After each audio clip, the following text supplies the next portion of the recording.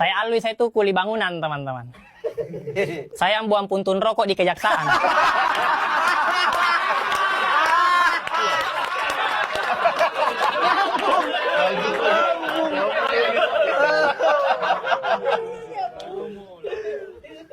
Saya itu jadi kuli karena di keluarga saya kuli bangunannya sudah jadi dinasti. Iya, bapak saya mandor, om saya pengawas proyek. Karena keluarga saya banyak kuli, saya tuh sering diajarin begitu. Alwi, pokoknya bapak tidak mau kau jadi kuli. Pokoknya kau harus potong generasi kuli di keluarga kita. Bapak saya bilang begitu, saya di samping masang ubin.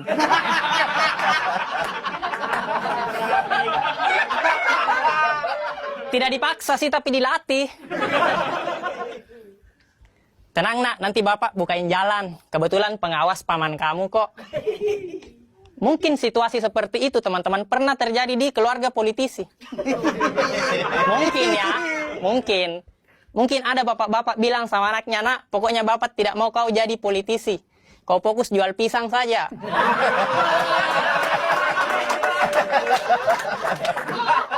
Pokoknya kau harus potong generasi politik di keluarga kita.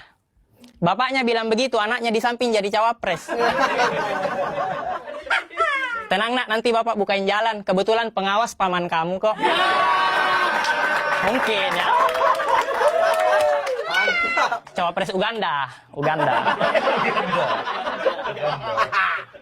Bicara masalah kasus, teman-teman, ada banyak banget kasus di sosmed itu saling hujat cuma karena berbeda pandangan politik. Ya maksud saya orang yang merasa dirinya pintar berpolitik, kenapa tidak ambil contoh ke kuli deh? Kuli bangunan kalau kerja, baju partainya beda-beda, tapi akur bikin rumah loh. Iya kan? Iya kan? Iya. Benar. Karena kalau kuli bangunan bekerja berdasarkan visi misi baju partai yang dia pakai, kacau. Iya. Karena Indonesia ini bisa maju, teman-teman. Kalau kita ambil analoginya sama kayak kuli bangunan membangun rumah. Rumah ini bisa maju karena kuli-kulinya itu saling bahu-membahu membuat rumah. Dengan satu arahan dari mandor, pemimpin proyek.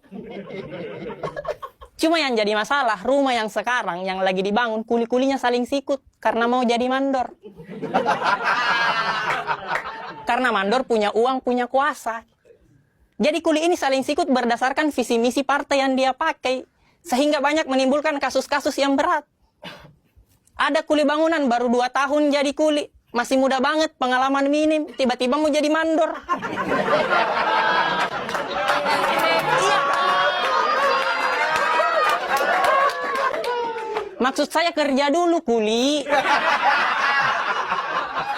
Belajar dulu masang ubin. Jangan tiba-tiba ganti baju partai. Padahal pengawas proyek sudah bikin peraturan loh. Kuli bangunan baru boleh pulang kerja jam 5. Terserah kamu kemana. Bantuin kuli yang lain, ke CFD bagi-bagi susu, terserah. Tapi jam 5 sudah ada putusannya. Dia pulang jam 3. Ngelanggar kode etik kuli itu. Takutnya terjadi gosip antara kuli yang lain gitu. Ya enak ya dia bisa pulang jam 3. Enaklah dia kan anak mandor.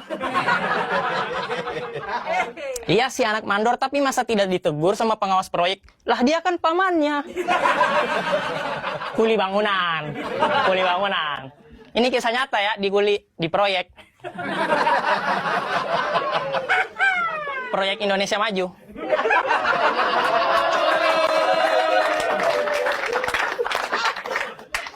Ada lagi kasus berikutnya.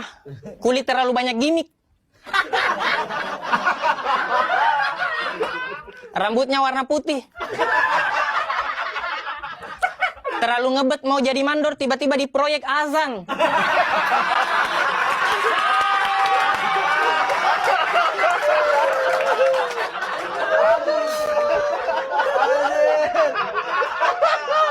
Kau kan mau jadi mandor ya, kenapa azan? Pengen banget dibilang kuli agamis gitu. Ini kuli identitas ini.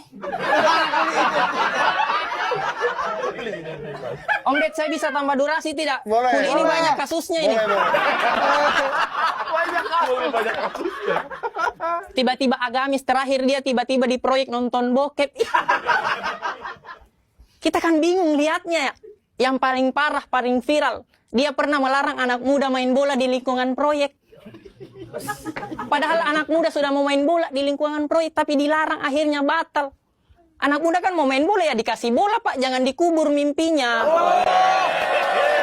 Iya kan? Anak muda kan mau main bola ya karena mau ngangkat piala, bukan mau hidup terjamin karena diangkat karyawan. Iya kan? Ada lagi kuli bangunan. Disuruh sama pemilik rumah ngurusin ruang tamu. Dimana kita tahu ruang tamu adalah ibu kota dari sebuah rumah. Karena tamu datang di situ. Tapi ruang tamunya masih banjir, banyak polusi. Kita sih tidak masalah karena kuli ya wajar, ada kekurangannya kan. Cuma yang jadi masalah di saat dia mau jadi mandor, dia tiba-tiba menjanjikan kemerdekaan bagi rumah yang lain. Kita tidak percaya.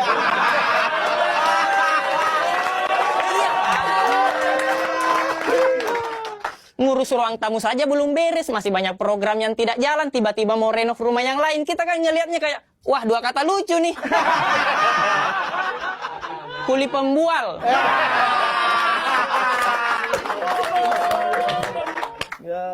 Terakhir dia bukan kuli, teman-teman. Dia cuma ada di lingkungan proyek. Cuma ibu-ibu kantin.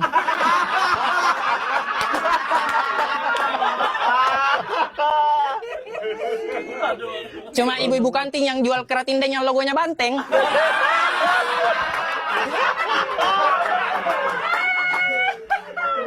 Merasa dirinya punya kuasa karena dia anak mandor yang pertama.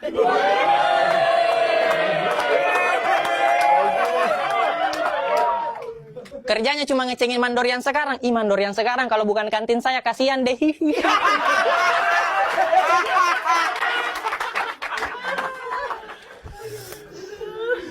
Tapi ini bukan tentang mandor, teman-teman. Ini tentang rumah yang ingin kita bangun. Rumah yang sejahtera, bebas dari korupsi. Karena percuma punya mandor gelar insinyur, etos kerja yang tinggi. Sampai turun ke gorong-gorong. Kalau mau kerja, izin dulu ke ibu kantin. Saya malah kasihan sama mandor pertama, pencetus pembangunan proyek. Dia pernah bilang perjuangan saya tidaklah berat karena melawan kontraktor dari luar.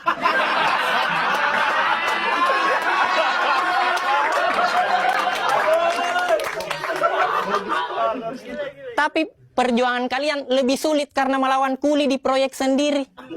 Secara tidak langsung mandor yang pertama nyindir anaknya sendiri.